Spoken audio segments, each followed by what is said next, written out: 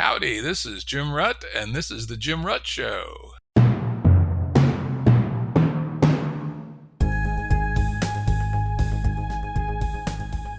Listeners have asked us to provide pointers to some of the resources we talk about on the show. We now have links to books and articles referenced in recent podcasts that are available on our website. We also offer full transcripts. Go to jimruttshow.com. That's jimruttshow.com. Today's guest is Forrest Landry. Forrest is a thinker, writer, and philosopher. And this is the 6th time he's been on our show. One of my very favorite guests. We've had some awesome conversations. Most recently in EP 134, where we talked about his non-relative ethics. Also, Forrest used to be a smart man and didn't partake of social media much, but he's now got a presence on social media, and you can find him at Forrest Landry. That's Forrest with 2 R's, 19 on Twitter. Welcome, Forrest. Good to be here. Thank you. Delighted to speak with you yet again. Yeah, this is going to be a really good conversation, I think. We're actually going to go back to the very first thing that I read of Forrest, which is his small group practice, I think he called it at the time. And, I think I read that in 2015, and we chatted about it a little bit. And this gives me an opportunity to go back and reread it, which I did. Still found it awesome, and to get into it in detail with you. So I'm really looking forward to that. Awesome. Great. So you want me to just basically describe the overall concepts, or how would you like to begin? Yeah, let me ask you some questions to bring things forward. First, for the audience, is to understand that this is a literally small group practice designed for, at least in your thinking in 2015, to be optimal for groups up to 16 or so, and maybe with some stretch and with some good people, something above that. Is that still the range that you're thinking about for the basic small group practice? Yes, it is. There's some very definite things that limit the scale. And so as a result, there's the notion behind that piece essentially was to demonstrate some of the underlying concepts. So for instance, when we look at governance models and small group process and things, we notice some particular dynamics about how groups work. And so in effect, that was essentially an exploration about how to think about governance process in a broader way. But in the sense of the practice of it, what kinds of things would work or not work at that scale became quite clarifying for a number of these other ideas. Yeah, and then we'll get to later in the conversation. Forrest also has some ideas on multi-level extensions of the basic concept that, at least in theory, allows one to address much larger collectives. But before we jump into the details, why is this important? The world's full of groups that work to a greater or lesser degree. So why is it important for you to spend your precious time coming up with a new theory on how groups should operate? The main reason that this is, I think, particularly important is that the kinds of problems that are facing the world today are the kinds of problems that the existing processes just don't work for. So large-scale, complex problems spanning multiple generations and multiple cultures or societies that have large numbers of actors and that operate in particularly complex domains, such as ecosystems and things like that. So, for example, if we want to solve those kinds of problems, the question can be asked, are the current institutional forms capable of addressing that class of problem? Things like ecological issues or global warming or pollution or the kinds of sustainability things that we would think in terms of large-scale economic process and stuff like that.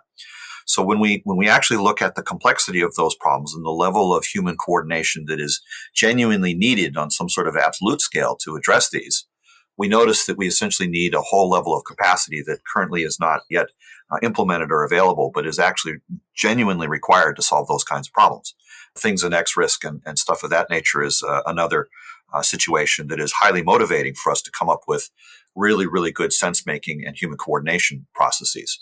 And pretty much anything that you would look at in the world today that's important is going to need this sort of capacity. So developing that capacity to me seems to be a critical path for our well-being, both presently and in the future.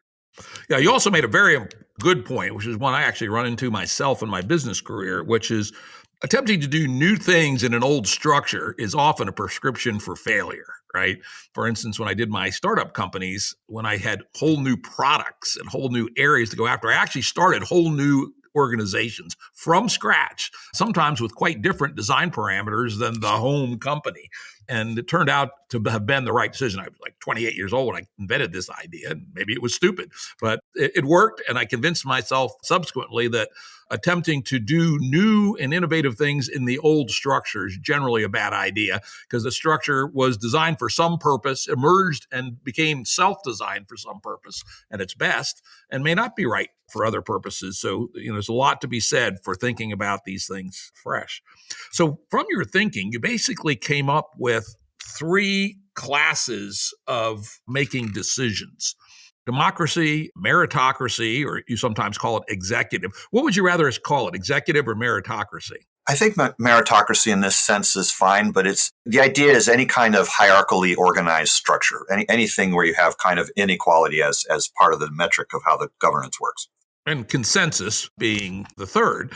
And some of the very best writing I've seen on the strengths and the weaknesses of these three classes of how one can operate. So let's start out by giving your descriptions of, let's do it in the order: consensus, meritocracy, and democracy, what they are and what their strengths and weaknesses are. Great. Well, actually, just in part of that, why these three is also kind of a thing. So, for instance, one of the claims that's being made is that these three are essentially spanning the archetypes of the total space of how to think about human process or human governance, or the ways in which we coordinate our choices with one another. So in the sense that you could think about consensus as everybody is at the same level, where we're all speaking to one another as peers. And in effect, that's a kind of horizontal communication process. And meritocracy, or in this case, hierarchical structures, essentially would be a kind of unequal way of relating.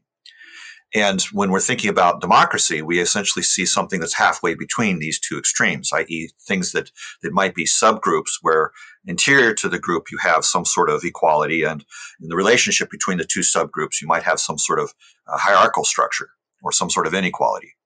So in effect, if we take these notions of equality and inequality and the various ways of partitioning that, then you end up with essentially these three underlying concepts.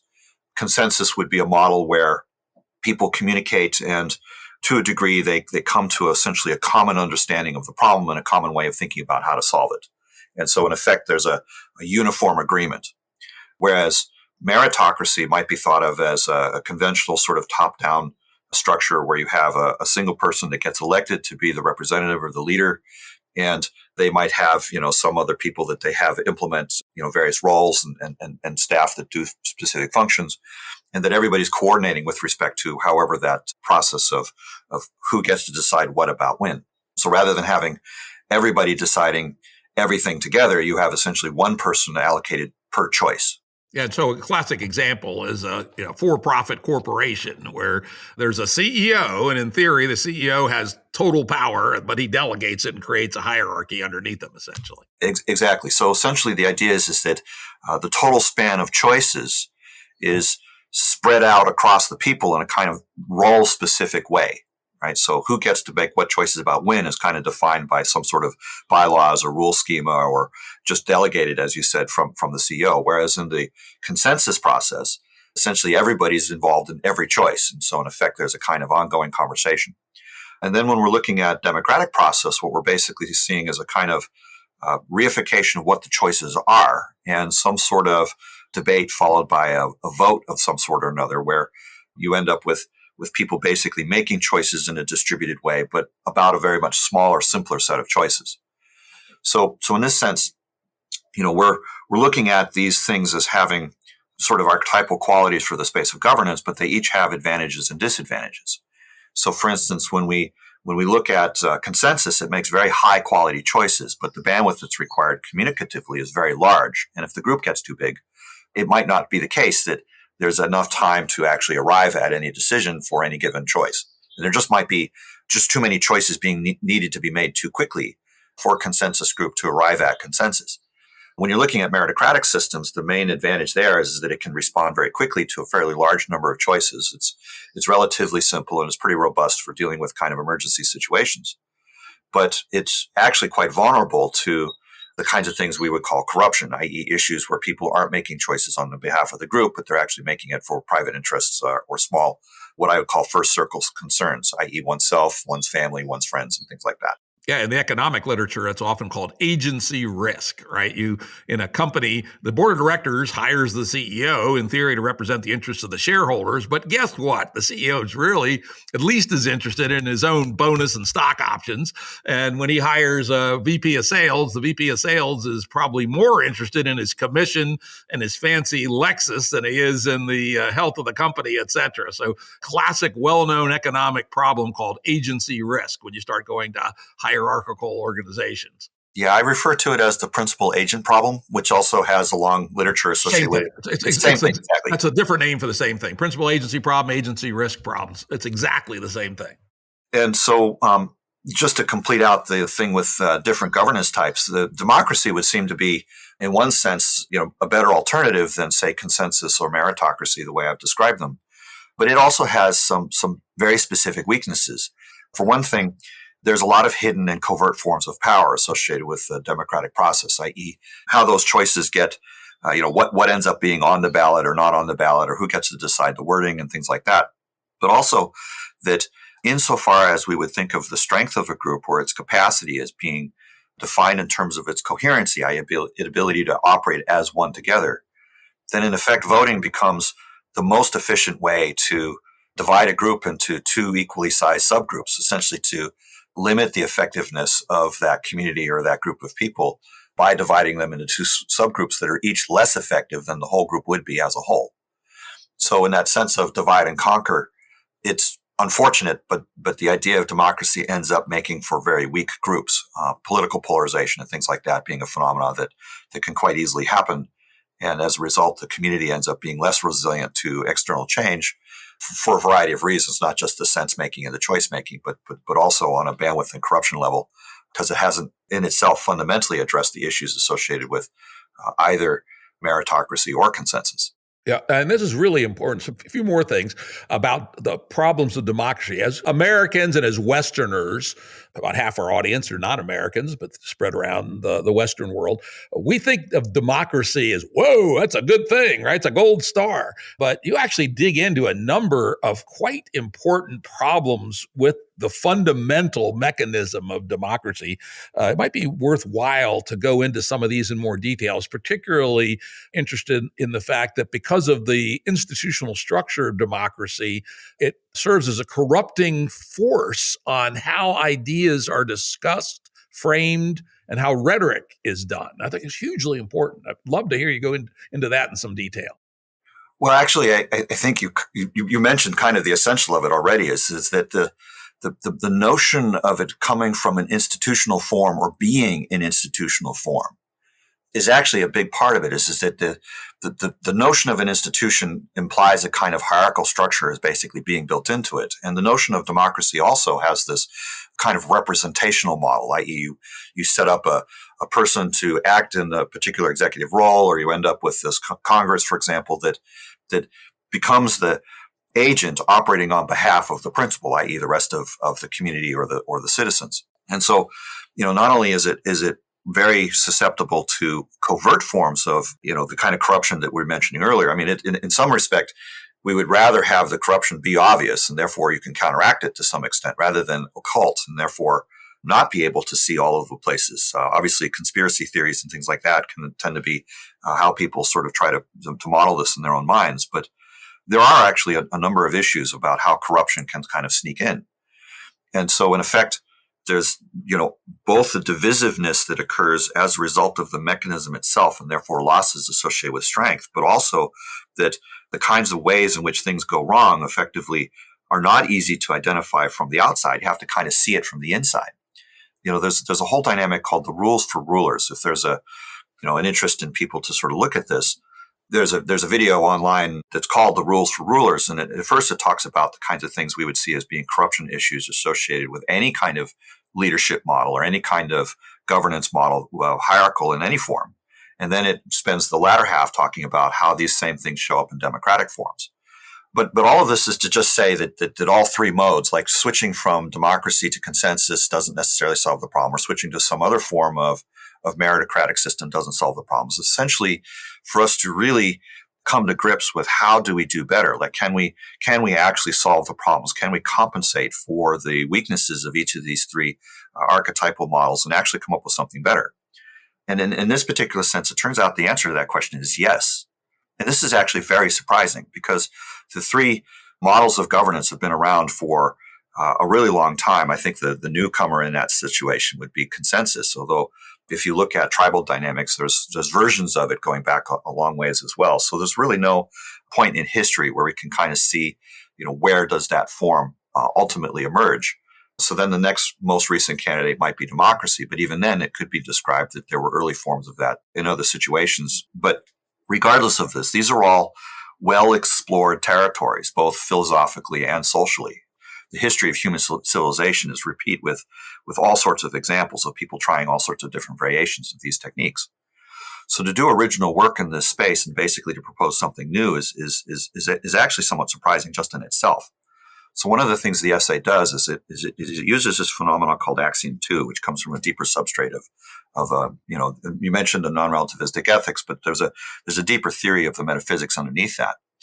And it shows us that if we basically take the three archetypal forms and we convolve them, there's a kind of rotation that can be done. That we can essentially do all three of them, but we use each essentially as a check and balance against the other two. So, for example, the main problem that we're sort of compensating for in all of these cases is that if we're looking at sort of human evolution and the ways in which we've essentially arrived on the planet as a species, there's this very strong propensity for inequality to result, inequality in choice forms, and so on and so forth. Like it's a sort of biological drive for us to essentially look to one another and kind of find the most skilled person for a particular way of thinking about things and then follow their leadership. So this is a very deeply built-in tendency, and to essentially have the group as a whole act in a wiser way or be more responsive to choices that are needing to be made well. It to some extent requires a certain amount of just actual study and actual care around how that practice is actually held. So the small group essay is essentially a description of how to do that in small groups, essentially to sort of partition the group into that which is internal to the group and that which is external to the group. So you kind of create a sort of artificial boundary. And then you basically say things that are going on inside of that group. You want to use consensus and coherency as a way of essentially describing that internal process. But to do that, you have to trade off the fact that that group is essentially not going to be doing any kind of signal receiving or transmission across the boundary. So in other words, if you're in the process of consensus, you're looking at internal stuff, you're focused inward, and you're not having anything to do with the outside world. So in effect, there's a sort of bimodal process here. We're looking at either the group is in the mode of working internally or it's in the mode of working externally. And you treat these two as essentially distinct processes. And then you can basically set it up so that the internal process is managed by consensus and the external process is managed by a kind of role definition, which allows for coordination of that group to external actions. So maybe, as good governance would be to protect the land and the people, that it might actually have some agency with respect to the land. So in this sense, the dynamic of how these transitions occur, how it goes from a consensus process to a meritocratic process, and then from a meritocratic process back to a consensus process is part of the way in which these three archetypal governance dynamics are essentially used as checks and balances against one another. And that's part of what that essay is essentially addressing. Yeah, let's use a little small scale example here so we can be a little bit clearer about internal and external. When I reread it, I realized, I have to think about this a little bit. So let's imagine 16 people living on a small farm that they are living in collectively and farming and maybe doing some other economic activity in together as a collective. So something like farming, even though it's done on the property of the collective, would still be an external action, I believe, in your nomenclature. So an internal action is really about the processes of the group. Well, it would be things like membership, right? Do we add another person, or for some reason or other, does a person need to leave? Maybe they're moving away. Maybe there's some, what might be called irreconcilable personality differences, although that's maybe less likely. There's a whole bunch of things where, there's how does the group think of itself as a group? What kind of identity does it feel that it has, or what are its feelings and values? So for instance, when we're looking at it, we're not trying to talk about, how does that group show up in the world as an identity, so much as we're looking at, is the group conscious of its own basis? Does it know where its come from is when it's making choices? So in the same sort of way that as an individual, you might be asked, well, do you want to do X or Y? If that choice happens to have something to do with your children and you love your children, then your basis of choice is going to come from what's best for my child. And so in that sense, the group itself is going to want to have, what are the values, what are the underlying meaningfulness of the group itself that effectively helps us to guide our way when we're thinking about what purpose does the group have or what function might it have in the world. But it's the basis of choice for sure wanting to have coherency about. In that sense, we're talking about consensus. And as another example, some groups may choose to have explicitly stated value norms or virtues, and presumably those would be crafted via consensus so that everybody agrees. Yeah. And then the interesting point about that, actually, that we're thinking out loud here, is that if that were done democratically, there would be inevitably losers on each vote. And so there would be some people who did not sign on to, say, the 7 Aristotelian virtues or something, right? But if it's done by consensus, then we can say that everybody in the community agrees with our set of virtues and norms, just as an example of where consensus produces actually a fundamentally different outcome than, let's say, democracy might. That's right. So for instance, when we're looking at the relationship between value, purpose, and meaning, that the values aren't mutually exclusive the same way the purposes might be. Like usually in any given moment, I can only say one thing or do one particular action, and I kind of have a fundamental sequentiality there. But values are the kind of things which have a sort of parallelism associated with them. There's no real reason for us to basically say I can only have values A, B, and C, and I can't have values D, E, and F. And part of the underlying notion here is that values are positively stated. Basically, in the same way that I might say everything that is not an elephant doesn't tell me anything about what it actually is. It just tells me that it's not an elephant. But if the universe is infinite, then I've really said nothing. So in effect, there's a notion here that when we're talking about values, we want to specify what we care about. And that's a positive statement. And there's no mutual exclusiveness in saying, well, I care about this and I care about that and I care about this other thing. So when we're thinking about consensus, it's not so much that it's about coming up with a finite list so much as it is about coming up with the kinds of what are the things that are the drivers as our basis of choice, so that when we do move into some sort of purpose-driven way of being, i.e. external organizations and things like that, that's grounded in some sort of thing that we can relate to consciously rather than just unconsciously. Very good. That's a nice distinction and clarification. But of course, let's say we have our 16 people. It would be really kind of probably a waste of time, the wrong set of expertise, and I don't even know how you do it, to, for instance, figure out how you're going to lay out the cornfield, right, on the farm. So how do you go from those things which are inwardly focused that are appropriate for consensus and where high coherence is of the essence, to things where action and decisions on a more quick and, frankly, in some sense, less consequential, often, though not always, basis? How do you go from consensus to the next step? Well, this is actually very straightforward. So, for instance, if we're looking at surveying the land for, laying out where the crops are going to go, for example, then there is a kind of inequality in terms of the distribution of that skill among the people in the group. But people in the group are going to know that, right? So, for instance, in a sense, the consensus might be, yes, for this task, this person is going to be essentially the chief organizer for that role or that function. And the notion is that, the group is making a choice about both who has the skills, who is willing, and who is available. And hopefully that's the same person. If it's not, then to some extent, there's wanting to be a bunch of conversation as to how to create that person within the group. So in effect, there's a notion here that the consensus process is effectively not so much electing a leader by a vote, but electing a leader by consensus for that particular task. And so in effect, this is a specific case of the much more general problem of communication, right? So for instance, if we're looking at communication that is within the group versus communication that's crossing the outside of the group, i.e. The surveyor is communicating with the land using surveying instruments, essentially. And so in this sense, he's receiving signals from the land about where to put various things. And and using that expertise to read signs and to know, well, this crop's going to grow better here because it's closer to the river or something like that.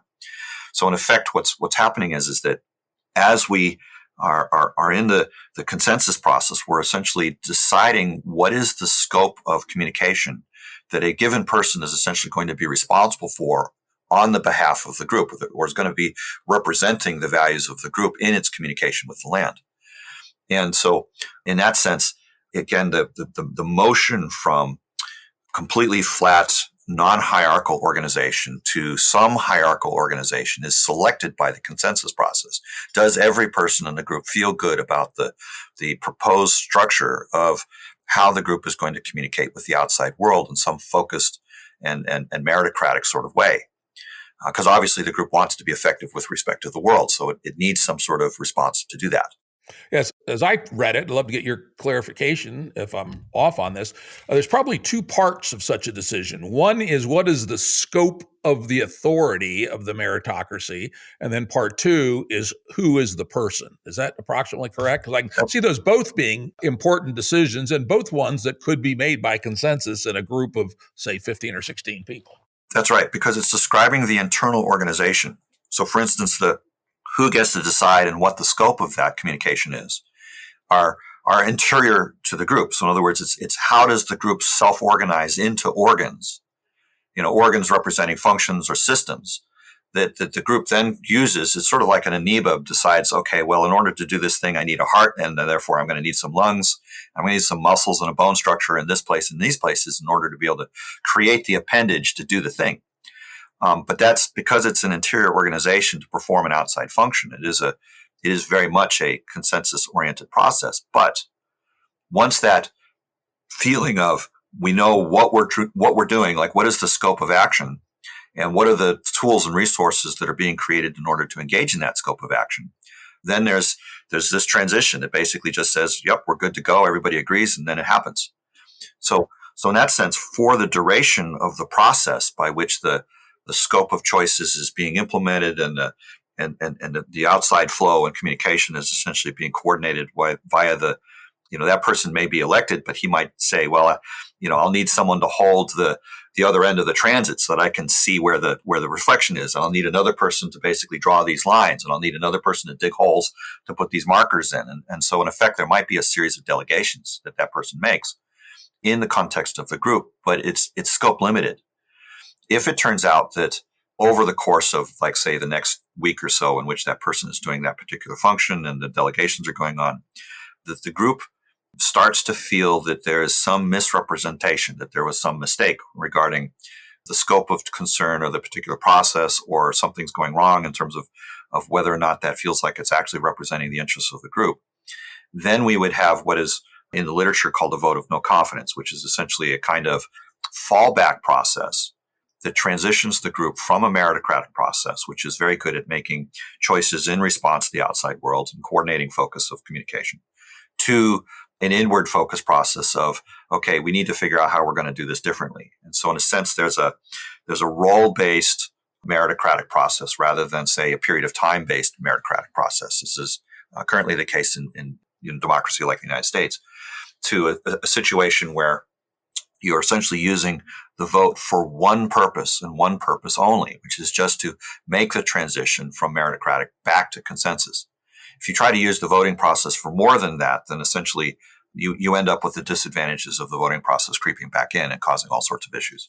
And I think this is actually the most brilliant part of your design. And when I read it, I remember I fed it back to you in rut speak. I said, democracy's only function is it's the red button. It has one thing, it can press the red button. And to make it even more specific, because one of the things that you don't really lay out in the essay, but I just want to make sure we get this on the table for the audience's basis, is we would expect there to be multiple meritocracies created in let's say, a complex problem like running a 16-person intentional community. There'd be a meritocracy for farming, a meritocracy for built environment for things like housing and shared workspace, et cetera. There might be meritocracy for external governmental relations, not running afoul of the zoning commission or what have you. So there can be multiple of them. And then each one of those, and this is key to my understanding of it, each one of those meritocracies that's been created has its own individual red button. Right. So unlike, let's say, in the British parliamentary system where there's a vote of no confidence, you kick out all the ministers. Under the Forrest small group process, the democracy can press the red button to get rid of the farming guy, but keep the other meritocracies in place. Is that a correct read of your structure? It's a correct read, but there's one nuance which is pretty important, which is that if whatever the structure of the meritocracy is concerned. So, for instance, you want to be careful to sort of have the individual functions be distinct. Yes. In other words, if I scope the roles in terms of this person and the subgroup that they put together is responsible for this scope of choices, that the scopes don't overlap, right? You want to have really clear partitioning as to what the scope is, so that the entire meritocratic structure associated with that scope is collapsed in the vote of no confidence. So in other words, you're basically saying, if I hit the red button and I basically collapse that particular meritocratic structure, that it is fully and completely collapsed back to consensus. In other words, you are starting from scratch for that role, for that function. And so in a sense, it's for a small group of people, it's probably not a good idea to have too many of these, because you don't want to have a situation where there's any kind of ambiguity as to what the vote's being applied to. You want to have that be very discrete in each case. And again, with a small group, it's probably not so complicated, because in a lot of cases, it's just, again, with smaller groups, it's easier to just treat it as, okay, we're going to cease all exterior functions, focus on how to get this right, and then rebootstrap it. Although I don't know. I mean, a group of 16 people is big enough, and running a farm has enough discrete components to it that, I could see 5 or 6 or 7 meritocracies as being appropriate. And I could also see situations where you'd want to just make a change on one of them. But I could also see situations where, like, for instance, a division of authority isn't well crafted. And so maybe I'm going to throw this out as a suggestion. Maybe in addition to red buttons for each meritocracy created, there also ought to be the macro red button, which is collapse the whole thing and put us back at the consensus to rethink how we divided authority up, as an example. Yeah, this would all be prepared as part of the consensus process initially, is to simply, allocate what would be the areas in which there would be fallbacks. So in other words, as part of I think, what you're bringing to mind here is that rather than just talking about the scope of the choices and the particular explicit architecture of how that hierarchical form is going to be, you're also talking about, what are the distributions of the fallback mechanism. So you're preparing what the end of the meritocratic structure is going to be in advance. So in a sense, you're characterizing which buttons are going to be where and what they're going to do. Nicely said.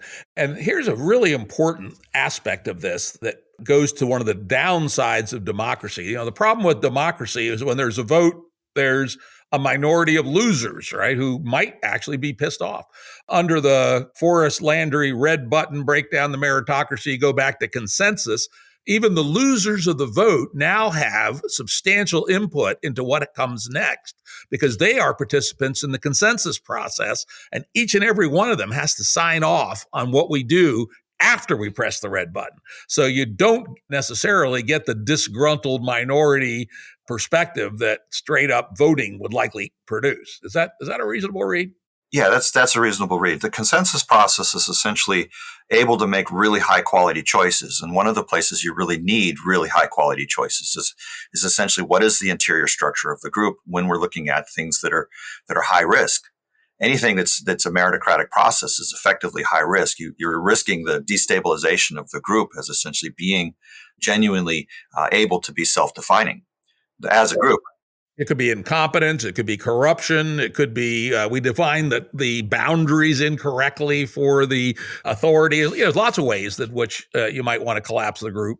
But on the other hand, throwing it back to consensus is a pretty high price to pay, because now the group itself is responsible for that function. So people would be relatively unlikely to do it frivolously. So I like that tension, I guess, is where I'm getting at. All right, the guy isn't as good as we'd like. The one we chose for cornfield management, but it's a hell of a lot better than us having to manage the cornfield. So we'll put up with them till the end of the harvest, and then we'll appoint somebody else for next year, as an example of how this might actually roll out in the real world. So that's democracy. Well, it turns out there's one other function that you built into democracy. Again, narrow, specific. Do you want to talk about that? Well, please introduce it. Go ahead. Okay, which is that the democracy can suspend the consensus process for a temporary period of time on a specific issue. And the example you gave, let's say tempers are hot on how we should define and who we should appoint to deal with the zoning authorities, for instance, right? And so the democracy, and as a key thing, democracy, as I read it again, I'd like a little clarification on this, is essentially the equivalent of a petition signed by half plus one of the members of the community. So it's not, those who showed up, a quorum and whatever the percentage of that is. It's literally half plus one of the whole membership of the organizations, let's say, signs the petition to do X, so that it is a true majority, not just one of these opportunistic parliamentary majorities. But it could say consensus, we're the group as a whole are acting like children. We're not coming to consensus. We're not converging. And so we're going to have a 2-week timeout by majority vote only. And we're going to specify a temporary period of time where we're not going to discuss this and we'll go work on other stuff. So that's the other function that you laid out for democracy. This is very well stated. Thank you. That's correct. So for instance, one of the ways to think about this is you have the group communication internal, right? You have the group communication to the outside world, to other groups or to, anything that's beyond the boundary. And then you have the notion of not communicating, right? So for instance, the group might not be communicating internally or externally. It might actually just be suspended for a period of time.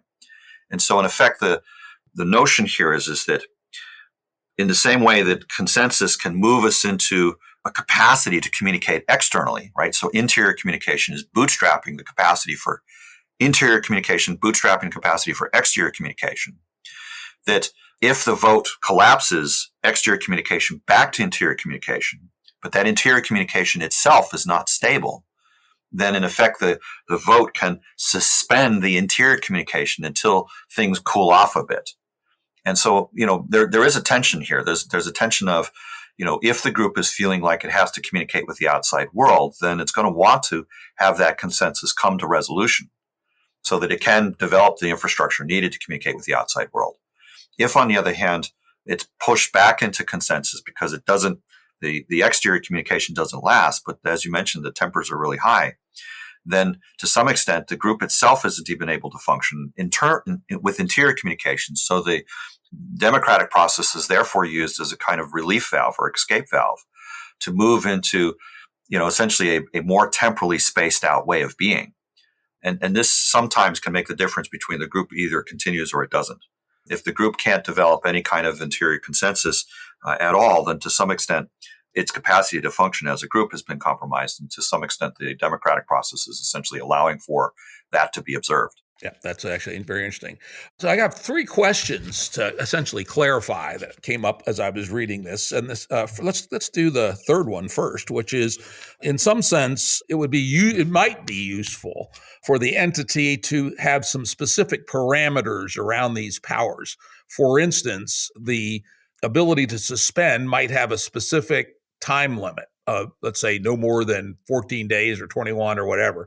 And under your scheme, could you imagine, this would have to be consensus, I would imagine. The consensus creates a constitution about parameters within the process. And one of those might be when democracy stops consensus discussion, it can do so for up to 21 days, and it must specify the period, but not more than 21 days. Does something like that fit your vision? It does, but you already mentioned the thing is that any governance or bylaws that the group is essentially electing for itself wants to be something that is essentially consensus derived. And in that same sort of way, it might be consensus revised at some future point. Though it is important to note that consensus decisions are very sticky because all it takes is one objector to stop a change. So let's say you set it to 21 days, 15 out of 16 people think it should be reset to 14. It stays to 21 until you get that 16th person on board. So it is important who's ever doing these constitutional things in a consensus process is very high stakes. And one of the things one must realize is that it's not like a democracy where it's relatively easy to fix. It'll be hard to fix stuff that you do by consensus. So people should keep that in mind. The second question is, in the paper and in our discussion so far, you envision a meritocracy as being the simple appointment of a single person. Does the idea of a structured executive team also fit within the idea? Say, for instance, again, let's say the farm. The farm is a farm, say 100-acre farm, big 50-hectare farm, is a pretty big farm, a lot of complicated things going on. It might well be that you want to appoint a multiple-person team and say, all right, I want a farm manager and one person for crops and one person for animals. And each of the two have relative autonomy in their field, but there's a head honcho if disputes arise. Oh, damn pigs are in the lettuce. Could you imagine under your structure the consensus process defining a more complex meritocracy? Yes, I do. And I think that to some extent there's also the alternative that the one person that you've elected essentially defines for themselves who they're going to ask to be those people, or it might be that the group itself defines what that is prior to release, so to speak, i.e. the transition from consensus to the run button, right? So the same way there's a red button, there's a green button. The green button is, let's do this, right? And so in effect, however this part gets defined could either be, as you said, a single person, or it could be a group of people that have defined relationships between them and so on. The notion of single focus was important, mostly to clarify what was meant by the communication dynamic. So in effect, insofar as the group, again, having a boundary between itself and the outside world, that all exterior and interior communications that are crossing that boundary, like, so for instance, anything that the group wants to say to the world or anything that the world wants to say to the group, you in effect need to create a function that's a little bit like a single mind or single point of contact, so that where there is ambiguity, that those things essentially are clear, so that the group has itself the appearance from the outside world as being coherent. So in that particular sense, if I have 2 points of contact, like say I've got two groups and I have person A talking to person C in the second group. So A in the first group and C in the second group. And I have person B in the first group talking to person D in the second group. It could be very easily the case that those two communication paths end up saying contradictory things, and the two groups end up not coordinating with one another because of their difference in messages. And then you end up with various versions of the telephone game and all sorts of ethical issues, depending upon who's regarding which channel of communication is more powerful. So in this sense, it just becomes very, very important that for every intergroup relationship or every exterior relationship, that there be at least some way to essentially guarantee full coherency, which usually means, aligning yourself to the package of one mind and one body. But that's it's an aberration associated with the fact that humans mostly come in units of single people. Except for the ones that are schizophrenic, and then there's two or more. But the roses are red, violets are blue. I'm schizophrenic, and so am I.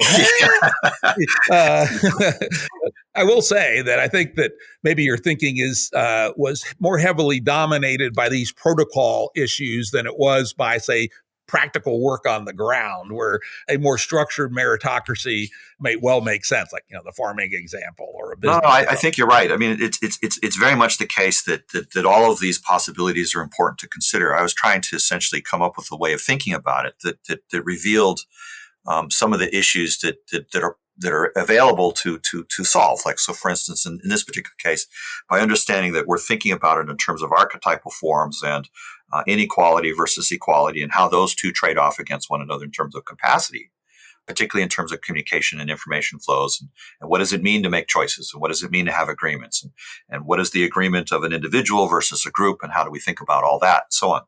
So in this sense, the whole point of the essay is essentially to give language to a lot of these concepts and to essentially show how they play off against one another in a way that allows us for thinking about larger issues.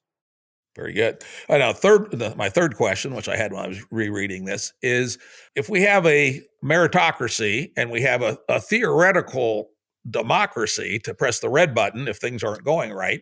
In traditional democratic theory, one of the important things is information. So I'm imagining that if I wanted to create a meritocracy from the consensus combine, the 16 people sitting around the table, I might well want to be able to specify reporting requirements so that the democracy can act responsibly. For instance, if I have no idea what the corn yield was, or what the current survey and estimate of the corn yield is, I have no idea if the cornfield team is doing a good job or not. So do you imagine in this structure having stipulated reporting requirements for a meritocracy as something that fits into your architecture? Well, of course. I mean, what we're really talking about is the communication paths. So in effect, when we're looking at consensus, it's everybody's communicating with everybody, and every communication path is equal to every other communication path. We're dealing with any kind of meritocratic structure. We're dealing with communication paths that have a hierarchical form, and that might mean that, to some extent, we're sensing things through these individuals that are maybe on the ground and in the field and know what's going on. Like, hey, the pigs are in the wrong field, for example. And so, yeah, there may be explicit balancing of who has what authority and what responsibility. And of course, if we're doing good governance design, we're thinking about making sure that a person's authority and their responsibility are effectively equal, right? I don't have more responsibility and authority basically means I'm likely to get, trapped because something's going wrong, but I can't fix the problem. Or you might end up with situations where you have more authority and not as much responsibility, which is a kind of tyranny. There's no feedback mechanism that essentially stabilizes it aside from hitting the red button and essentially starting over. So in this sense, yeah, the communication paths are very much the essence of what is being defined in terms of who is communicating to who about what when.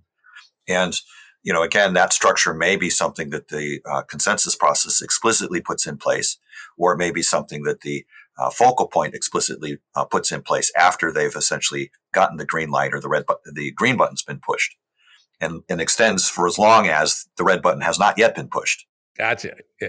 I'm going to throw out another, I'm just thinking out loud here. It's kind of fun. Okay, imagine we have 6 focal authorities, meritocracies out there doing their various thing, but the consensus group is too big to focus on these inbound messages. So instead, we have a 7th authority called the newspaper, the Gazette.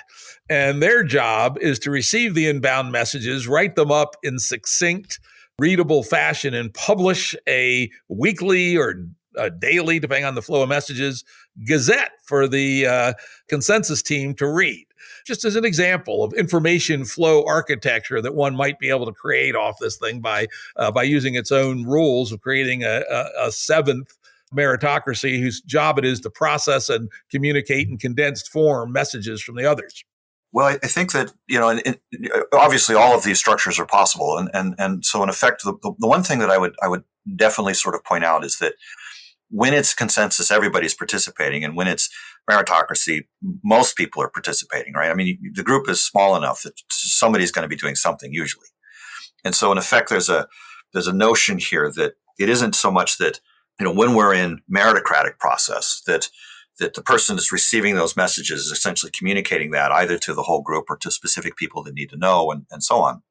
And as long as the group is comfortable with that information flow, then it isn't so much that the consensus is trying to do anything or make any choices. They're basically trusting the meritocratic process to do that. Until that trust goes away, for some reason or other, it looks like something's going seriously wrong. Then you hit the red button, and now we're back into consensus process. So the consensus process is treated as essentially an alternate mode, right? So, for instance, you have the group in 3 modes. You have consensus mode, bootstraps, meritocratic mode, and then you have democracy mode that puts it back into consensus mode. And so in effect, relative to any particular scope, that is going to be either interior or exterior, that you have a clear transition path for each of these modes. And your system does. That's what I loved about it, right? The flow makes sense. Consensus creates meritocracy. Democracy presses red button, destroys meritocracy. Consensus recreates new meritocracy. I was just adding the embellishments that you need some reporting and some information to be able to make those decisions wisely. But I think the fundamentals of the three-part model and the way you've allocated the authorities and the powers actually, I have not found a flaw in it. I like it a lot. Yeah, it's pretty cool because the thing is that once you start to really look at it in sort of these fundamental archetypal forms, you gain a lot of clarity about why these particular trade-offs are needed and what the advantages and disadvantages are of each, and how to essentially trade off the advantages and disadvantages by using all three together. So in effect, this is the insight. It was surprising to me to this because a lot of times people say, well, let's try to use this system for all things that are needed, and this system being one of the three archetypes of some variation of. And if you just take any two of them and combine them, you don't end up with a solution. But if you take all three of them and you combine them, you do end up with a solution that actually compensates for the disadvantages and plays to the strengths of each one of these methodologies. And that's a surprising result because usually it's sort of like, well, this doesn't work by itself and any pair of all these things doesn't work by itself, but the three of them together does. And the way in which it does that effectively is almost it's kind of a limitation on how democracy works that I think that's the most surprising coming from a USA point of view is that, we kind of all feel that there are advantages and dividends to each of these things, but we tend to say, well, democracy is the best. But when we look at it, we say, well, actually, democracy is the best within a very limited scope of what it should be used for. And then it's terrible at coming up with the kind of choices that consensus is really good at. On the other hand, consensus is terrible at making the kind of choices that meritocracy is really good at. And meritocracy is really terrible at making the kind of choices that democracy is really good at. And so in effect, by leveraging these against one another in this sort of specific way, you end up with this balancing thing that actually is way better than anything we would expect to be possible. Yeah, I have to say, I learned about this 2015, been thinking about it on and off now for 7 years, and I still like it. I think you actually have come up with something here. It's very interesting. So we've talked about the base model that's laid out in most of the essay, and that's, I would say, a group up to 16 or maybe 30 on a good day with the wind if everybody has high capacity, but let's just say 16. But now we want to do something bigger. I use the example specifically of the small farm of 16 people because front and center in my mind today is thinking about so-called proto-Bs from the Game B movement, which is the next big move by Game B, which is to build on-the-ground communities of around 150 people when they're mature. It may take 5 years to get there, but 150 people who have to manage a lot of complicated stuff. And certainly 16 or even 30 is way smaller than 150. And you do then lay out how one could build groups of groups and come up with multi-layers. I'll have some questions about that. But why don't you start by laying out that? You also indicated in the pregame discussion that you have some additional thoughts on how your small group practice might scale up. So let's start with what you wrote in the paper about multi-level, and then we'll go on to new thinking. Well, this is probably the single most important question of this entire conversation, which is how do we scale up this process? And so, in effect, what I'd like to do is to first point out that when we're talking about scaling up, we really want to think about the different dynamics that different group sizes imply. So, for example, this architecture probably that's defined in the small group process probably wouldn't work for, say, a group of smaller than about 6 people. Because in that case, the level of formality that would be needed in order to say we're explicitly in the mode of consensus or explicitly in the mode of meritocracy and so on and so forth, usually a group of people of, say, 6 or fewer can just more or less, as friends, agree to how they want to operate as a group and how to coordinate and collaborate with one another. And the level of formality. In business, I call that managing the company around the lunch table. And up to 6 or 7, you can do that. Exactly. So in this sense, the small group dynamic that's being described has a limit in terms of the scale towards the lower end, i.e. towards the scale of 0 people being participating. But it also, when I suggested 16, I was basically thinking of kind of the upper end. And, my ideal size in thinking about the group process is I just sort of thought of a group of, say, 9 to 12 people.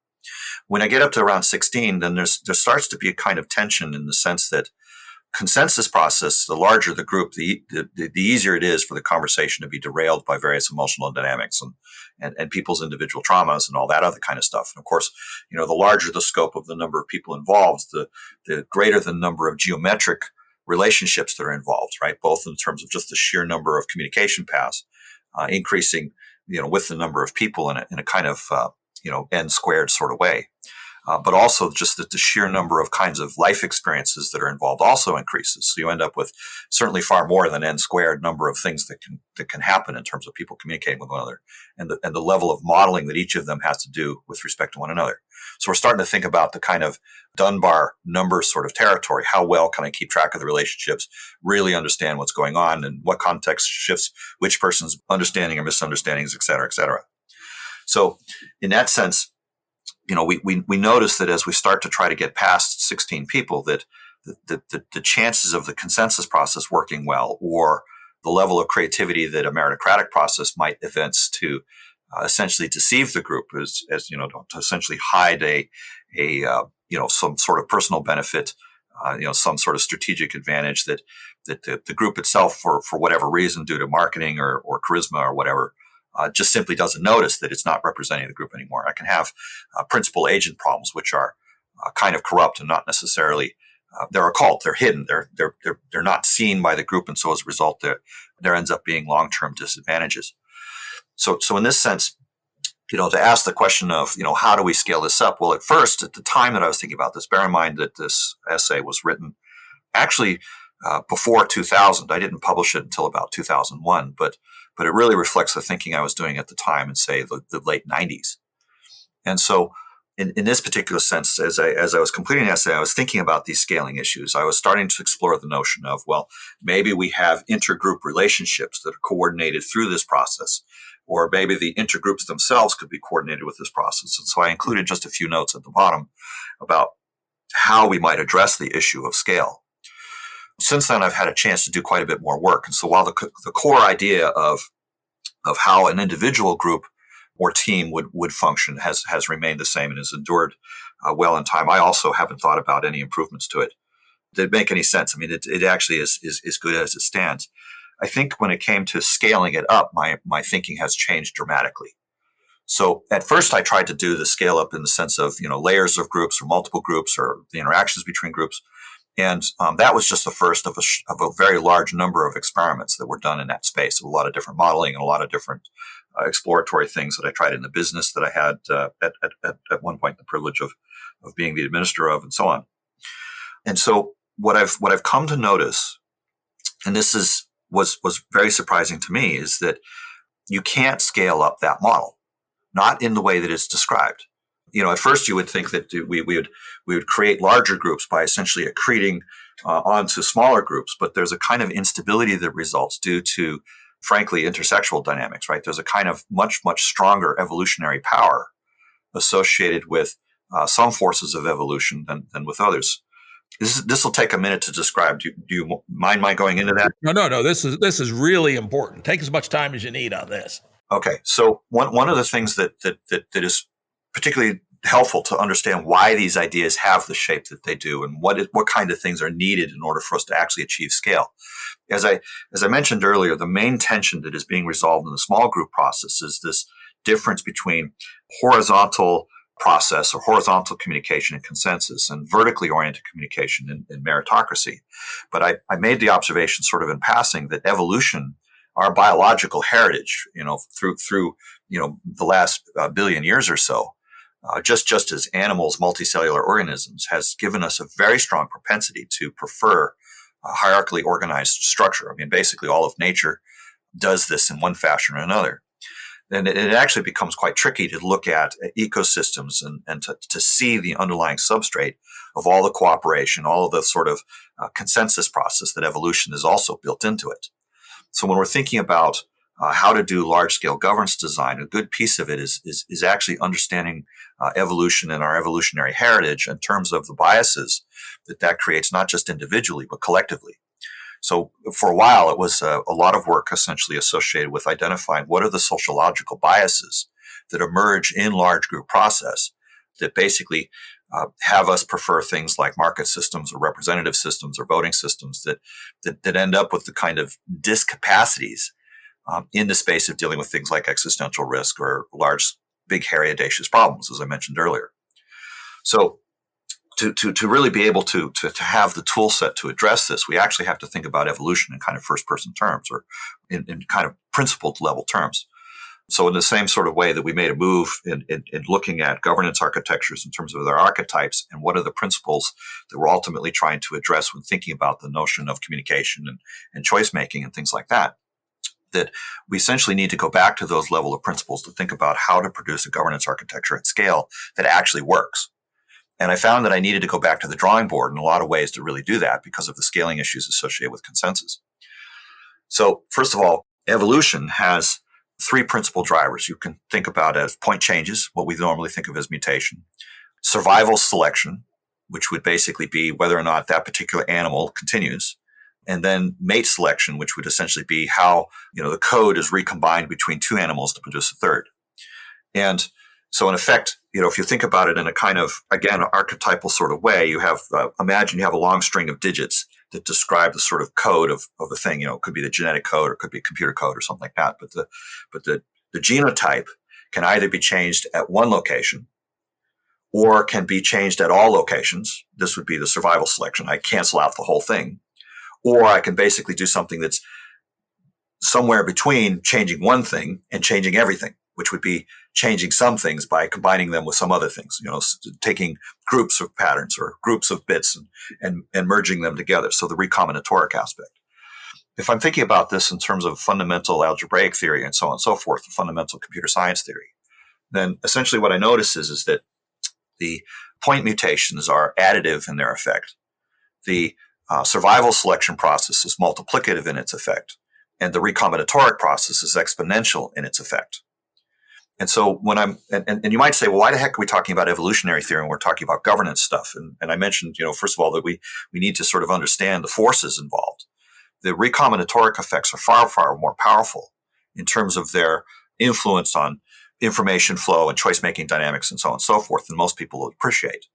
So when we're looking at why is it the case that we can't scale up from small group process to large group process, I think, i.e. things that are in the post-Dunbar size, we can't do it directly because of these pressures, these underlying forces that are essentially built into the evolutionary mathematics themselves. It's not just human evolution in this planet. It's essentially that the very math of the dynamic of evolution itself essentially requires these sort of compensations.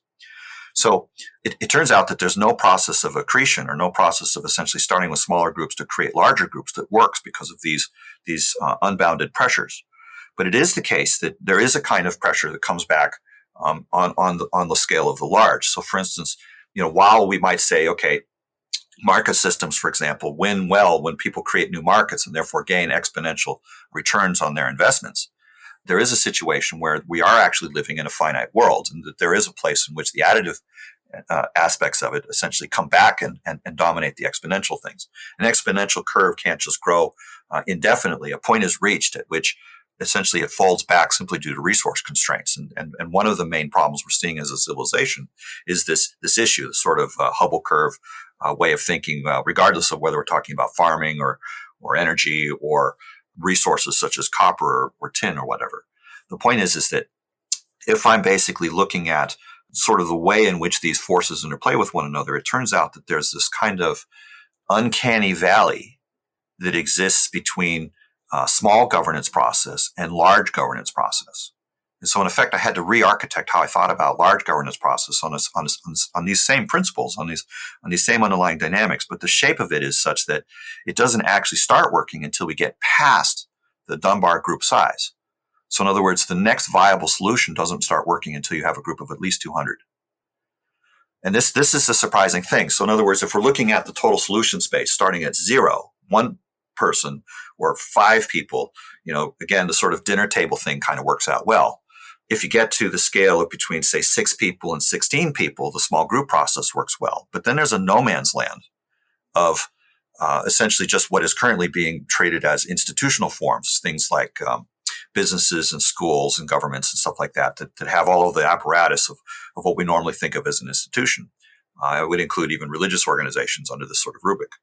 But then there is this new space that emerges once you get past this sort of no man's land, and a new vector of good governance architecture actually emerges, which is stable once you get past 200 or so. And, in effect, that's essentially something which at this particular point has never been tried, as far as I can see, anywhere in human civilization. If you look at, governance architectures that have checks and balances, in the United States, for example, you have these sort of three things. You have the executive branch, the legislative branch, and the judicial branch. And these are kind of, checked and balances against one another to some extent. You're at least starting to see some of the principles that are needed in order to identify what would be the way in which we would actually stabilize the forces of exponential drivers of inequality versus, say, kind of the actual limitations associated with the environment and with the ecosystem that essentially need us to make wise choices in this space. So in one sense, it's a little bit like saying, well, if we're looking at how do we do good governance at scale, we essentially need to think about the sense-making process in a way that implements consensus, meritocracy, and democracy in a kind of holographic way. See, the trouble is that when we look at institutional forms, all institutional forms, so far as they're constructed in the modern world, are basically overemphasizing kind of omniscient modal way of thinking, i.e., overemphasizing kind of hierarchical way of thinking. And the model of the market or the market-based process is itself not actually responsive over long periods of time. It doesn't have the coherency needed to actually address longer-term issues. And both of these essentially are indicators. So, for instance, if again, I'm looking at the bandwidth or the kind of communication dynamics, the bandwidth associated with market systems is just too low because it doesn't necessarily have connectivity across time. Yeah, it's a local hill climber. But market systems is a local hill climber. Exactly. So in a sense, it doesn't have the kind of global awareness both across time and space in order to essentially do the sort of optimization or to have the wisdom to respond to the level of complexity of the problems that we as a species are currently faced with, i.e. everything left over after the toolkit that we currently have, institutional forms that we currently have can solve. We're left with this residual class of problems that those kinds of architectures of human organization can't solve. And of course, this is now becoming more and more important for us to address. So in this particular sense, if we're saying, okay, well, the bandwidth and the kind of communication dynamics associated with market-based systems can't do it, and we look at the bandwidth associated with any kind of hierarchical system, which is essentially all institutions, then categorically we can say that fundamentally the communication dynamics that are needed just exceed the bandwidth that's available for those kinds of systems altogether. So we're not going to get there by essentially making small increments to existing systems. We're not going to be able to do it by upgrades to the voting methodology, and this includes things like quadratic voting and first past the post and all the different ways of thinking about Arrow's paradox. We're not going to get there by leadership dynamics or any other kind of hierarchical model based upon that. We're not going to get there on the basis of narrative or narrative control or propaganda type processes. We're not going to get there through new kinds of financial instruments or market-based systems of that nature. Cryptocurrency is not going to help us. NFTs aren't going to help us. We essentially need to go back to first principles ways of thinking about this sort of thing. So in a sense, we're starting to look at stuff, Jordan Hall mentions this thing called the OODA loop, where I orient, I kind of make sense of the world, I connect that to the values that I have, and then I start to think about what is the thing that I need to do next, and to essentially perceive local position in terms of responsive capacities and things like that.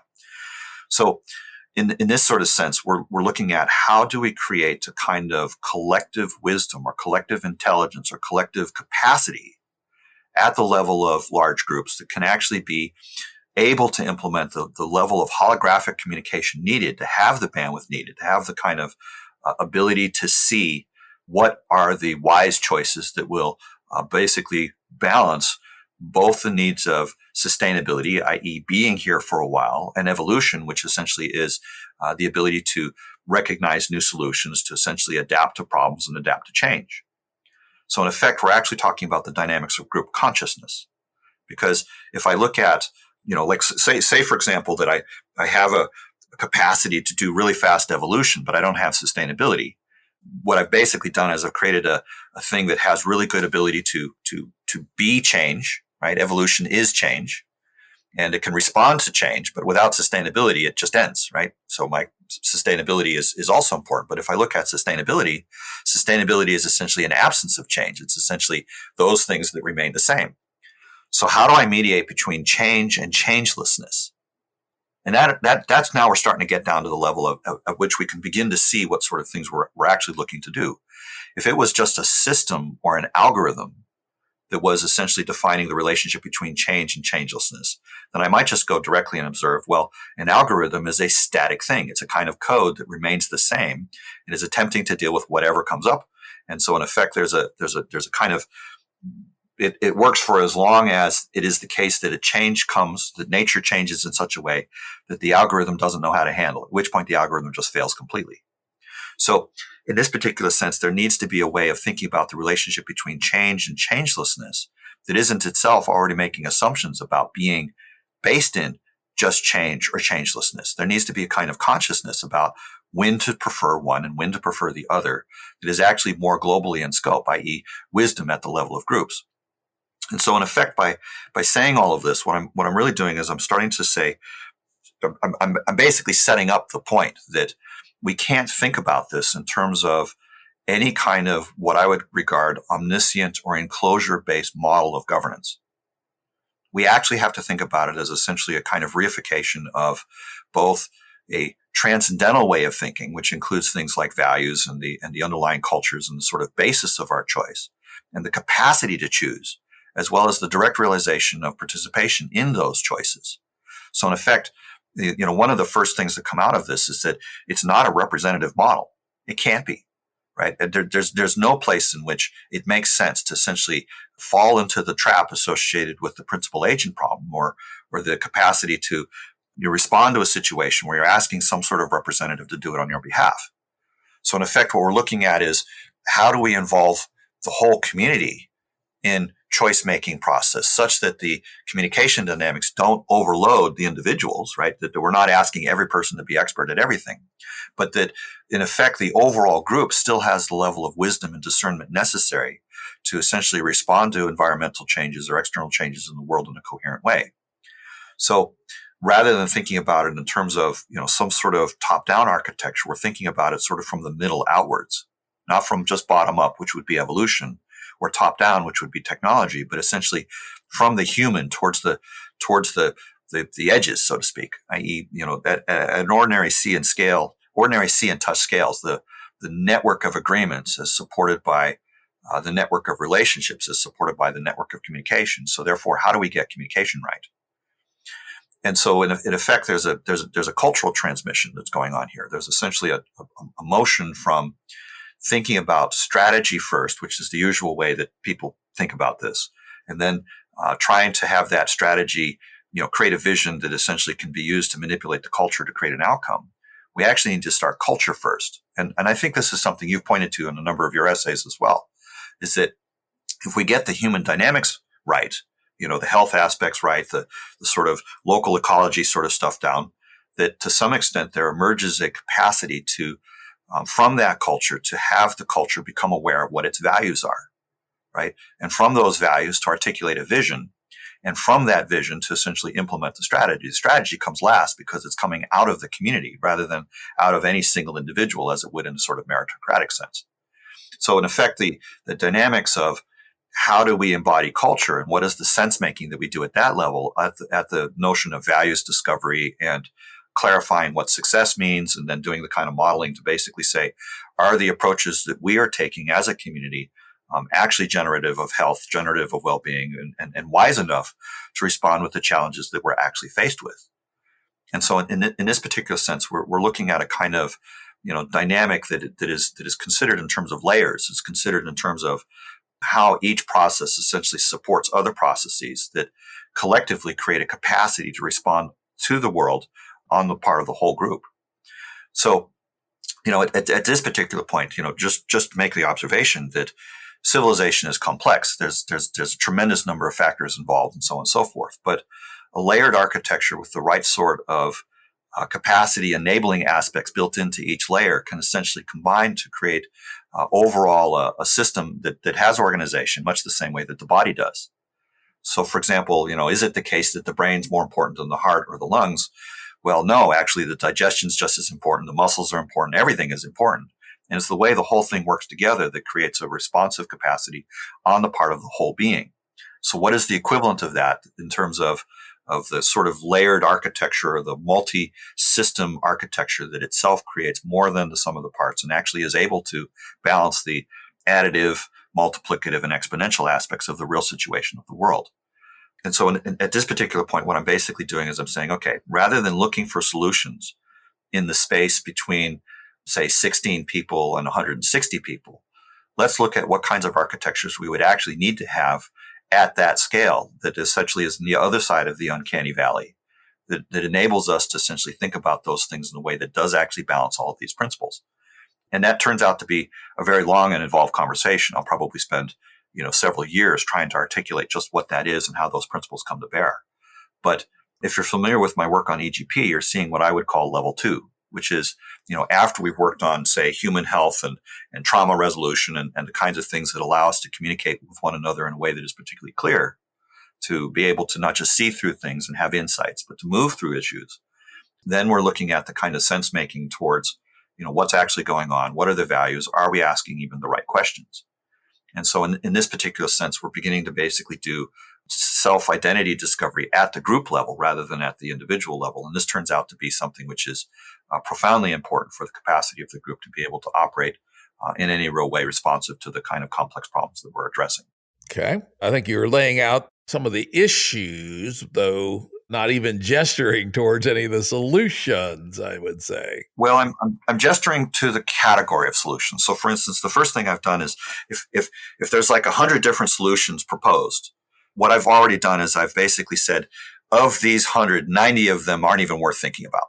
So, for instance, anytime somebody proposes to me a cryptocurrency, or anytime somebody proposes an update to the voting system, or some incremental improvement to market process or democratic process, I basically say, you don't understand the problem, right? You're basically trying to solve it with finance when it goes down, when finance itself is dependent upon infrastructure, computers and networks and things.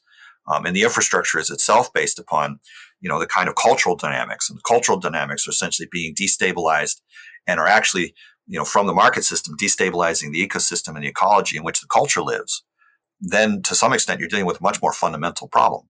Well, that's the metasystemic problem, right? People have a tendency to focus on one system when in reality our culture is many systems which interconnect and influence each other.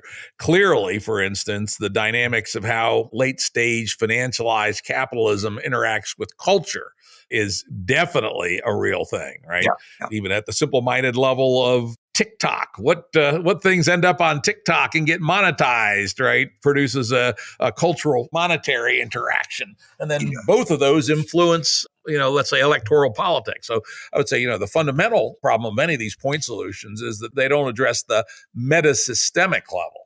So addressing the metasystemic level, of course, wants us to see all these layers, right? So, for instance, we can know that culture is built on ecology, and that infrastructure is built on culture, and that finance is built, economic systems of whatever virtualized kind are built upon infrastructure of one sort or another.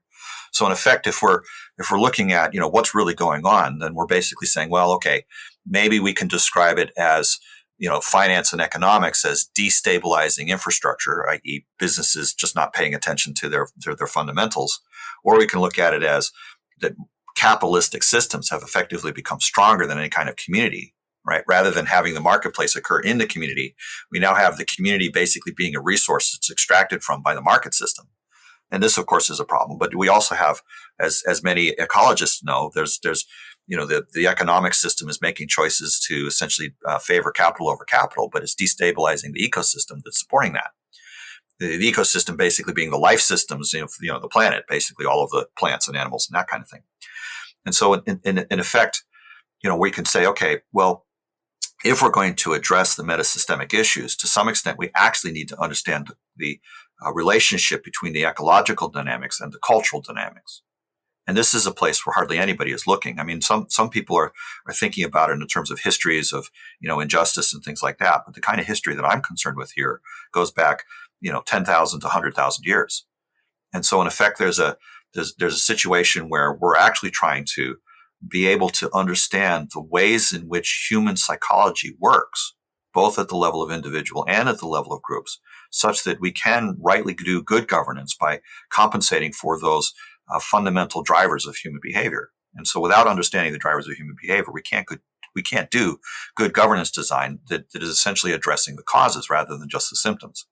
So in effect, I can lay out some elements of the solution, but But mostly I'm trying to just identify what the category of the solution is. Like what kinds of things are even possible to articulate as questions. Like, so for instance, to be able to describe the solution to some extent, I have to upgrade your imagination, because the imagination of almost everybody listening to this conversation is very much shaped by institutional forms and market forms. And these are the ways in which we've solved problems up to date. But what got us here won't get us there. And so to some extent, there's a situation where we actually need to really identify what does the long term actually look like. If we're looking at transition and, if we're building a bridge that's going to get us from here to there, I kind of need to know where the footings of the other end of the bridge need to go. And so in this particular sense, what are the dynamics that actually create conscious, sustainable evolution? What are the ways in which we as a species can actually balance the relationship between man, machine, and nature? And this becomes critically important because, in effect, technology is a creative process, much the same way that evolution is. And that if I actually want to, find some way to make good choices about technology, then I'm going to need to essentially understand the principles of the relationship between technology and evolution in a first principle sort of way, which is part of the reason why I spent some time talking about evolutional dynamics. So in this sense, what would a solution actually need to be? Well, in one sense, we need to have the level of wisdom to essentially handle technology and its capacity to affect both cultures and ecosystems, right? That's required. In one sense, when we're looking at, our species, we're literally the dumbest species capable of developing the tech that we currently have. Yeah, I love to say that. In fact, I always say that to the first order, we must be the stupidest possible general intelligence because of how we got here, right? Mother Nature is not profligate in her gifts. And then, of course, once you know a little bit about cognitive neuroscience, there's so many obvious limitations in human cognition that, first order, we're just this much over the line, right? Yeah, just barely over the line. And so, in effect, there's a kind of uncanny valley between our wisdom to basically have this technology and work with it well. And there's all sorts of Fermi paradox type considerations, right? So in a sense, there's a need for us to essentially cross the valley between the level of wisdom that is needed to handle the intelligence and the just barely sufficient level of intelligence necessary to have tech in the first place. And there's a gap between those two. And that gap is not going to be filled in by evolutionary process. Evolution could not have possibly prepared us for this circumstance. There's no thing that it was responding to previously that it could have selected for. And this is essentially a singular event. So, how many times is evolution going to create a modern technological species and then keep trying all the different things until it can't do the experiment anymore, right? If we mess it up to some extent, we've debased evolution from the capacity to even perform the experiment of what does a technological species even looks like that can endure. And this is important. The Fermi paradox, which listeners know I am obsessed with, is important. It turns out there's 100,000 such experiments being run in parallel in just this galaxy that if we blow up the Earth, so what? However, we do not know whether we may be the only general intelligence in the universe. At least until we know the answer to that question, we have a gigantic moral burden not to fuck up. That's precisely right. And it turns out to be the case that even if there were other life forms in the universe, that the level of unicity associated with this plant, and unicity means uniqueness, i.e. the uniqueness in the universe of life on this earth, can't be treated as having less value than, say, $1 quadrillion. And that's a very conservative estimate. So in effect, there's a notion here that in any real sense of making choices, even if we're thinking about, capital as being the driver of our choices, we are severely underestimating the value of the earth on which we live, regardless of however else we think about it. That's kind of built in. So in this particular sense, for us to get the long term right, we actually need to understand how to do conscious, sustainable evolution. And I'm using those words in a principled way. There's a specific thing that I'm pointing to here when I'm basically saying conscious, sustainable evolution, and that basically means a kind of way of thinking about governance, which is inclusive of not just protect the land and the people, but also to help the land and the people to genuinely thrive. That's what good governance is about. So in the sense of, are we doing it right? That's the metric we're in a sense coming back to, or that's essentially the way of thinking about it that we essentially need to respond to.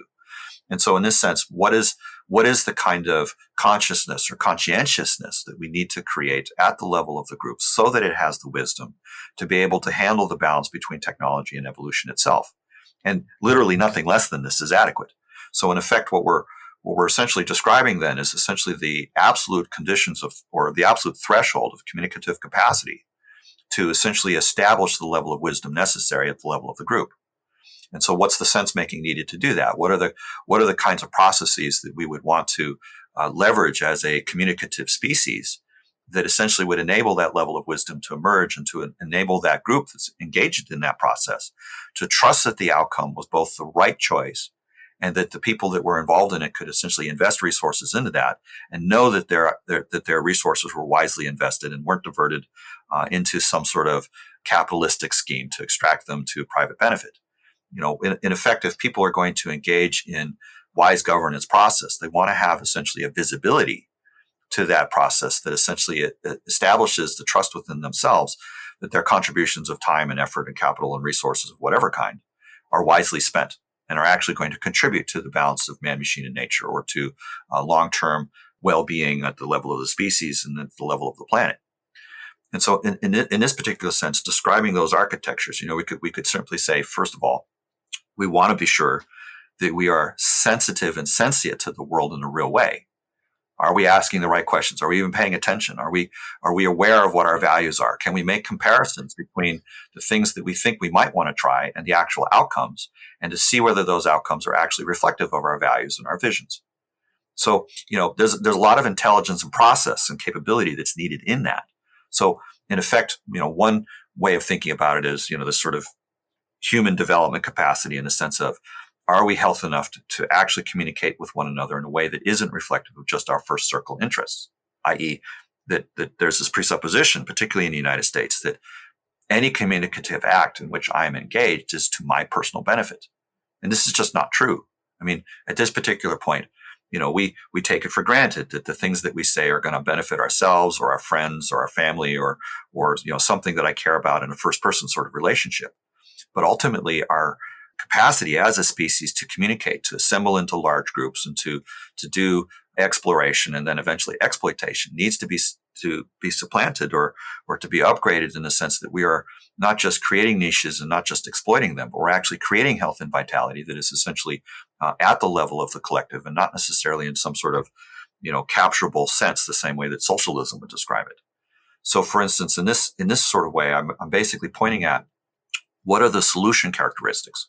Right? If I'm going to outline what a solution actually looks like in this particular space, I first of all need to characterize what a solution is, and also need to characterize something about what a solution is not, so that we can essentially focus our efforts in a way that actually makes sense. So, at this point, as you've already noticed, I haven't necessarily been proposing a lot. I've been proposing characteristics for a solution, and then after that, I can make explicit recommendations for what the solution is. And even this isn't enough. Like, for instance, at this particular moment, I could say to you in perfect frankness that I have the answer. I know how to do this. I know how to create the capacity in groups of people to be able to respond to existential group situations.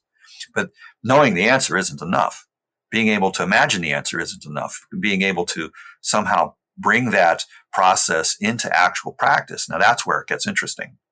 So we're several stages away from that at this point. Right now, you and me having this conversation, mostly I'm just trying to give a sense as to what kinds of things even need to be thought about for us to even recognize that a solution is genuinely a solution, and not get distracted with, all of the, probably 100,000 proposals that I've seen over the last 10 years. And so in effect, most of the time, if people are thinking about, what to invest their time into or where to put their efforts or those kinds of things, I'm first of all just asking questions along the lines of, do you have the discernment necessary to even know what a real governance solution looks like, and why, to some extent, we need to focus our efforts here rather than there?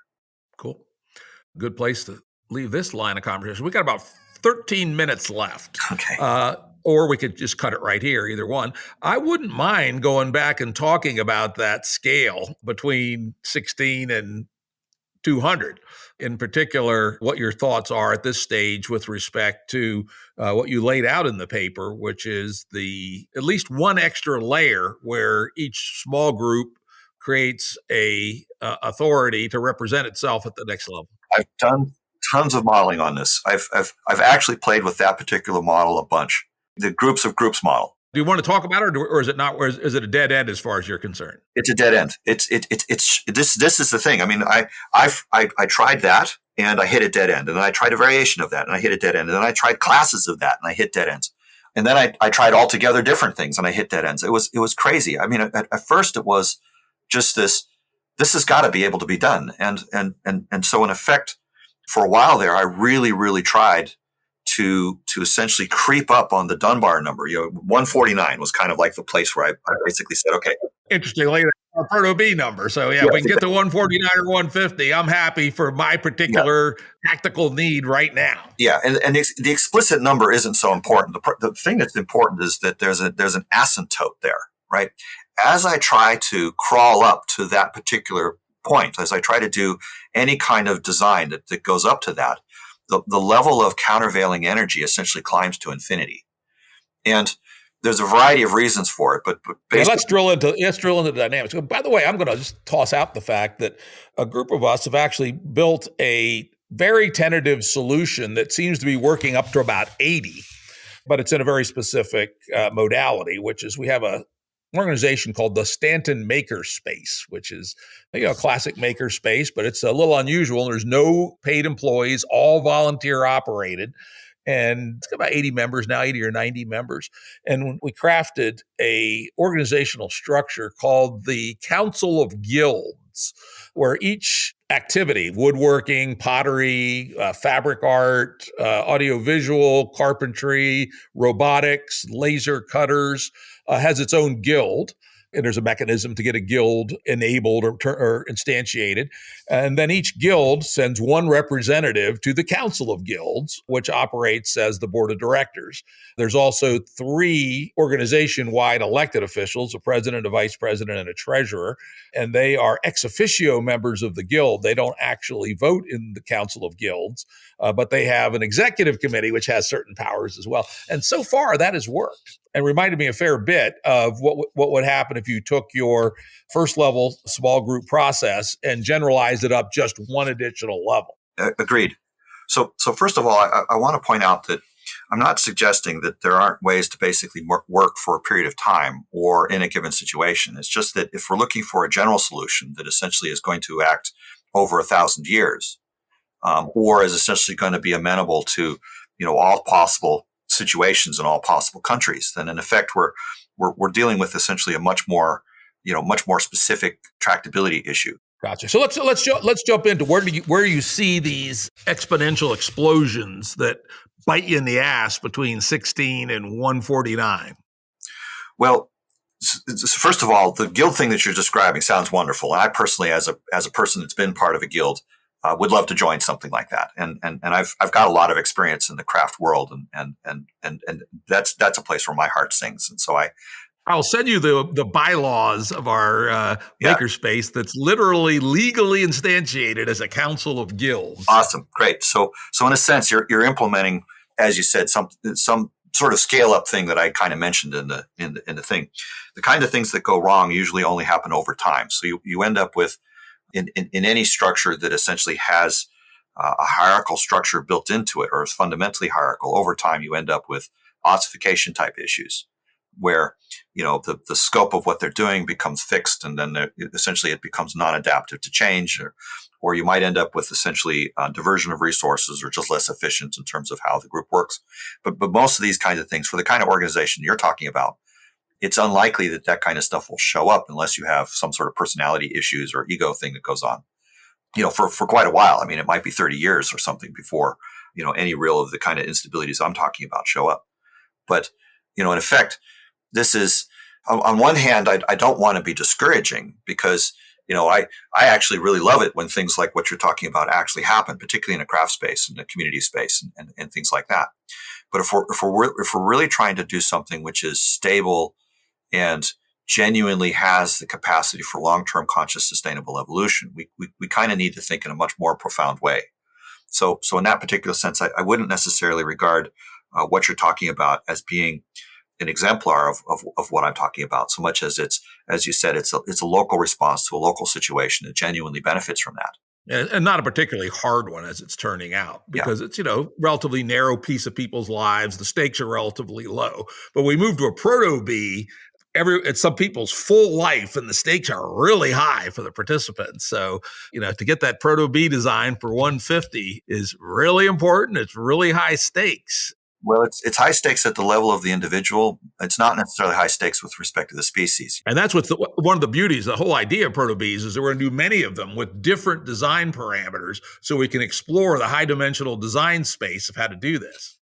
Well, I think that this goes back to the sort of maybe Tesla versus Edison argument, where you can do lots and lots of experiments, invent all sorts of things. And that approach certainly works well in the same sort of way that evolution works well. You try everything and you keep what works, and you're very dispassionate about, what sort of preferences you have. But I think one of the things that Tesla brought to that sort of debate was he's saying, well, if you understand the principles really well, if you do the math, like if you actually figure out, what are the underlying dynamics of this sort of thing, then you can invent entirely new categories of technology or new categories of ways of doing things. And your experimental space may be more constrained in one sense, but it's going to be far more grounded because it's going into those places where we much have more confidence that things are actually going to work. Yeah, let me clarify that I'm not thinking that proto-Bs are random experiments, but rather theory, practice, theory loops, right? And theory is incomplete, right? As you will be the first to admit. And so you take an incomplete theory, you put it to practice, you find out where it's either incomplete and or wrong, you adjust the theory, try again. And so that's where you get a Tesla type experiment rather than Edison doing 10,000 different filaments until he found one that works. Well, I think that part of why I'm being careful to sort of point out the scope of the thinking about this is that the kinds of theories and the basis of those theories that are being described, like for instance, anything that's going to be based upon, some sort of social dynamic that makes sense on the basis of an institution or a market, is for the most part just not going to be interesting as an experiment. I mean, it'll be interesting as a community. It might be a situation where, I personally would want to live, but in terms of actually solving the hard problems facing civilization right now, I wouldn't necessarily look to that direction. So for instance, in this particular sense, I love the proto-B concept. I think that there's some things about that I really, really like. But as far as the kind of dynamics that I'm interested in concerned, at least as far as solving problems at the level of civilization or the scale of existential risk and the big, hairy, audacious problems like, as I said, protecting the rainforest or coral reefs or, how do we feed and house everybody in the world? There's a sense of, what are the dynamics that essentially enable that level of capacity? And that doesn't really start happening until you get well past the Dunbar number. So for instance, if we need to coordinate the actions of, say, 10,000 people with regard to the Amazon, and many of those are indigenous people, are coming from very, very different cultural perspectives, but have firsthand awareness as to what actually creates health in that particular bioregion, then the kinds of communicative processes that we need to support that are just going to be of an entirely different order than either, technological, institutional design or tribal design. Right? Tribal processes is very, very good for certain kinds of things. Obviously, it has endured humanity for 100,000 years at least. But when we're looking at the relationship between evolutionary process, which tribal process is essentially a direct manifestation of, versus technological process, of which institutional design is a direct manifestation of, and we're saying, well, actually, we need to have wisdom and intelligence about the relationship between evolution and technology. Otherwise, the predatory nature of people and the toxicity nature of technology just isn't properly compensated for. And so, in effect, the goalposts associated with solving this kind of problem are of an entirely different order than anything that humanity has ever attempted previously. This is, in some senses, the most difficult engineering or philosophical problem that has ever been posed to the species, point blank, period. Well, I think we're going to have to wrap it up here. Two things I want to do. One, I want to book some time with you and just work this 150 problem, see if we can come up with something interesting, even if it isn't going to last 100 years or 1,000 years, even the last 30 years. I'll accept it at the current time in this experimental mode. And I'll also wait until you have more to say about this 10,000 plus level, because yes, that is the big question. And yes, we do have to solve that if we're going to survive as a species and not be yet another victim of the great filter, if that's what's going on. Correct. So thanks, Forrest, for another wonderful conversation, and I look forward to continuing our talks. Awesome. Thank you very much, and I appreciate the spaciousness, and I'm looking forward to our next engagement. Audio production and editing by Andrew Blevins Productions. Music by Tom Muller at Modern Space Music